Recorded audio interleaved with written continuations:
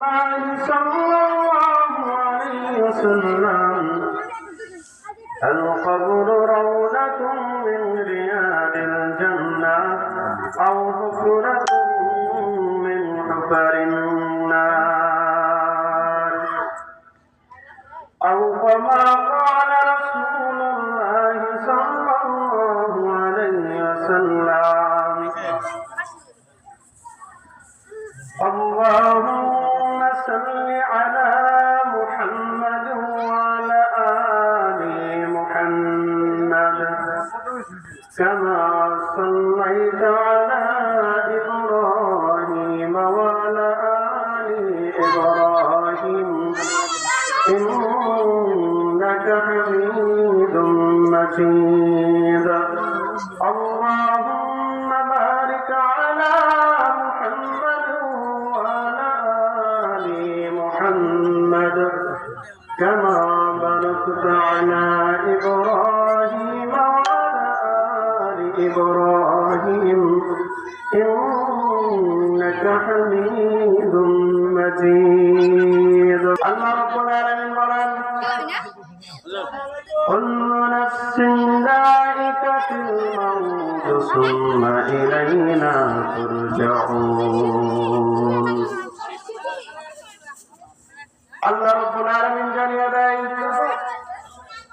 এই পৃথিবীর মানুষ আমি যতগুলো প্রাণী সৃষ্টি করেছি সমস্ত প্রাণীকে মৃত্যুর স্বাদ আস্বাদন করতে হবে এবং শুধু মৃত্যুর স্বাদ আস্বাদন করবে তাই নয়, এবং আমি আল্লাহ রাব্বুল আলামিনের দিকে তোমাদের সকলকে প্রত্যাবর্তন করতে হবে। দেখেন আল্লাহ রাব্বুল আলামিন আমাদেরকে তিনটা কাল দিয়েছে। কয়টা বলেন? তিনটা। এক নম্বর, আল্লাহ রাব্বুল আলামিন সর্বপ্রথম সৃষ্টি করে যখন লৌহে মাহফুজে রেখেছিলেন, এটাকে বলা হয় রূহের জগৎ। সেই জগতের কোনো হিসাব নাই, নিকাশ নাই। সেখানে কে কিভাবে আসছিল এটাও কেউ বলতে পারবে না। আল্লাহ যদি জানায় পরবর্তীতে জানতে পারবো, আমরা সেটা বিষয়ে কোনো হুকুম করা হবে না, সেই বিষয়ে আমাদেরকে কখনো দরকার করা হবে না। আলমে আবহা থেকে আল্লাহ রাব্বুল আলামিন আমাদেরকে পাঠালো মায়ের উদরে। মায়ের উদরে যতদিন ছিলাম এই সময়ের কোনো হিসাব নেওয়া হবে না, কিন্তু যখন মার গর্ভ থেকে পৃথিবীর বুকে আসলাম, পৃথিবীর বুকে যখন আসলাম তখন থেকে আমার সময়ের, আমার জিন্দেগির হিসাব শুরু হয়ে যাবে।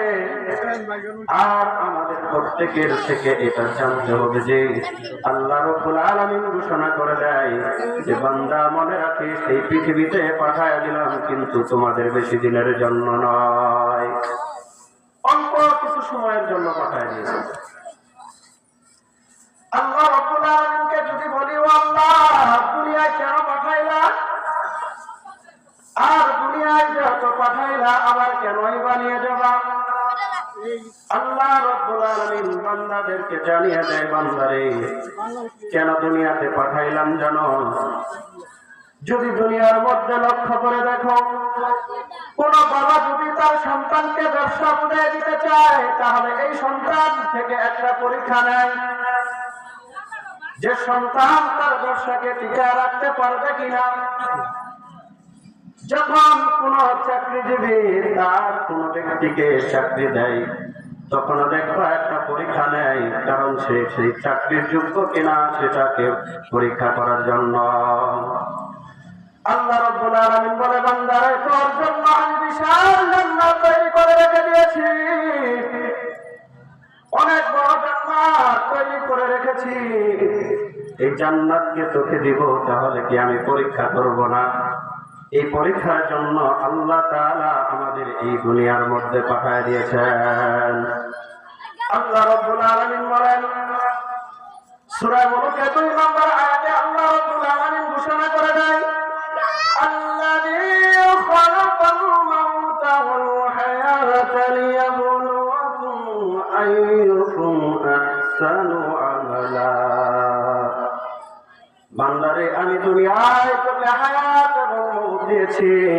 এই যে জীবন থেকে শুরু করে জন্ম থেকে শুরু করে মৃত্যুর আগ পর্যন্ত যে সময়টা আমি আল্লাহ তাআলা তোকে দিয়েছি, এই সময়টার নাম হলো হায়াত। এই হায়াতটা কেন দিয়েছি রে বান্দা? একমাত্র উদ্দেশ্য, তুমি কি আমার জান্নাতের যোগ্য না আমার জাহান্নামের যোগ্য? কিসের জন্য? জাহান্নামের যোগ্য না জান্নাতের যোগ্য? যদি জান্নাতের যোগ্য হও তাহলে তোমাকে কি করতে হবে? যদি জাহান্নামের যোগ্য হও তাহলে তোমাকে কি করতে হবে? আজকে আমাদের এই যে পৃথিবীতে পাঠায় দিয়েছেন আল্লাহ রাব্বুল আলামিন, ও দুনিয়ার মানুষ, দুনিয়ার মধ্যে শুধু আমি দুনিয়া দুনিয়া করলাম।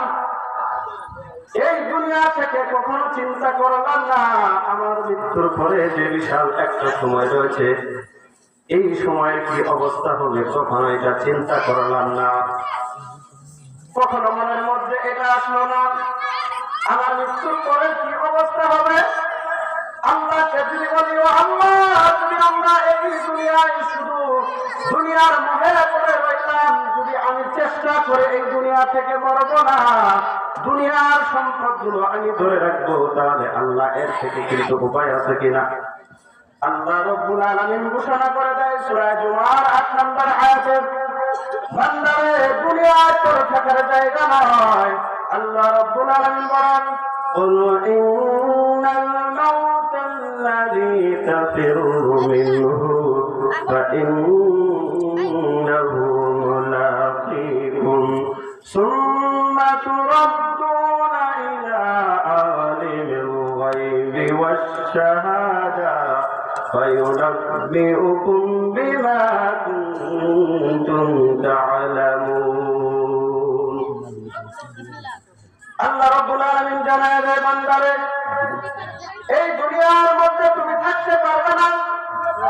হে আল্লাহ রাব্বুল আলামিন তার রাসূলকে জানিয়ে দেয়, হে রাসূল, যারা দুনিয়ার মোহে পড়ে আমি আল্লাহ রাব্বুল আলামিনকে বলে গিয়েছে, যারা মনে করে দুনিয়া ছাড়তে হবে না, তাদেরকে জানিয়ে দেন, কুল ইন্নাল মাউতাল্লাযী তাফিরু, যদি তোমরা মৃত্যু থেকে পলায়ন করো, আর পলায়ন করে যদি তুমি আকাশ পানো কি করো, সেখানেও ঘর বানাও, অথবা সমুদ্রের নিচে যদি ঘর বানাও, আর দুনিয়ার বুকে যদি এমন কোন ঘর বানাও সেখানে পোকামাকড় যাইবে না, কোন কিছু প্রবেশ করা সম্ভব নয়, এমন ঘর বানায় যদি বলো আমাকে মৃত্যু ধরতে পারবে না, আল্লাহ রাব্বুল আলামিন বলে, না না, সম্ভব না। হে রাসূল, আপনি জানিয়ে দেন ওই ব্যক্তির জন্য মওত, তার সেখানে গিয়ে তার সাথে সাক্ষাৎ করবে। কোথায় গিয়ে সাক্ষাৎ করবে? যদি এই বান্দা দুনিয়ার বুকে কোন আয়না দিয়ে ঘর বানা, অথবা কাঁচ দিয়ে, অথবা লোহা দিয়ে যদি ঘর বানা, আর এই ঘরের মধ্যে যদি বলে কোনো কিছু আসতে পারবে না, সুতরাং মালাকুল মওত ওই থেকে আসবে। এই তো কিছুদিন আগে সংবাদে শুনতে পেরেছি, আমেরিকার একজন ব্যক্তি ছিল যে অনেকগুলো ধন সম্পদের মালিক। এই ধন সম্পদের মালিক থাকার শর্তে